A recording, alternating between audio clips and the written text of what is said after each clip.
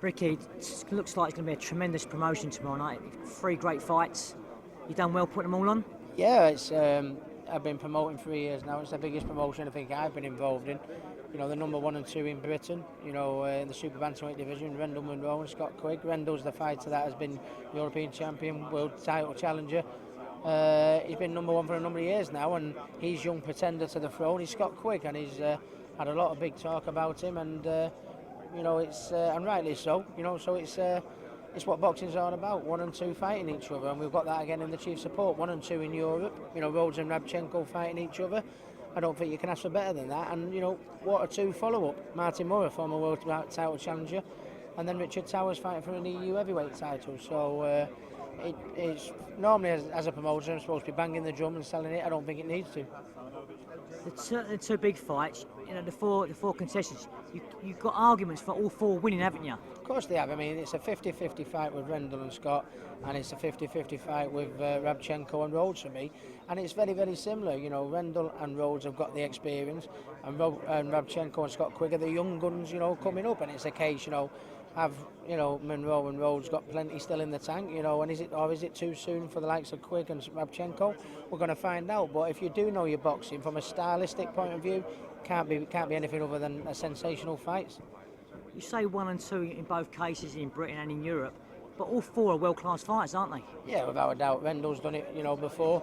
I mean, Scott has breezed through the level he's been at, and when you breeze through British title level like he has been doing, shows you that, you know, he's got it in him, you know, to bridge the gap, you know, to the next level, which is obviously European and world level, and that's what he finds himself in with Rendell Munroe. Sergei Rabchenko's a world-class puncher, and having trained with him for quite a while now, I'm adding more and more to his game. He's going to get better over a period of time, you know. So, and Ryan Rhodes, needs to say, you know, he made a comeback not too long back, and since he made the comeback, like a fine wine, he's been the best boxer of his career, really. So, 2 real 50-50 fights, number 1 and 2 fighting each other.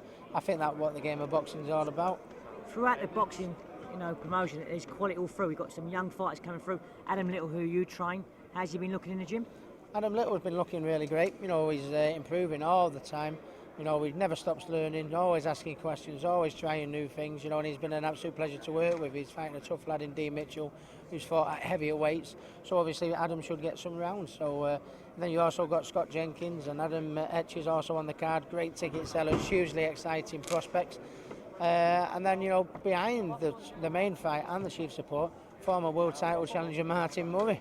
You know what I mean? He's fighting a French champion who's a very high world ranking. You know, he's got rivals in Darren Barker and Matthew Macklin, who try to sit at the table and do the fights. In fairness, Darren's been injured, but Matthew Macklin has took another route. You know, I think Martin Murray's a feared man. I think he's the number 1 middleweight in the country, and he's got to go out there and perform Saturday night and prove he is. And then along with Richard Towers, we add him to the list with Tyson Fury and David Price.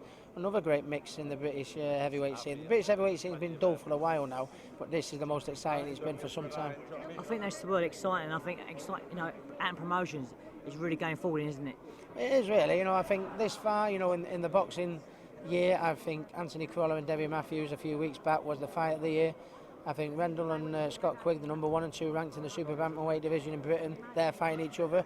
Chief support, number 1 and 2 in Europe, fighting each other. And then after that, we'll have a break for the pre-season, and my first show in September will be for the British super heavyweight title, Gary Buckland and Steve Foster Jr., 1 and 2 in Britain. Go and beat that. You can't. You said it all.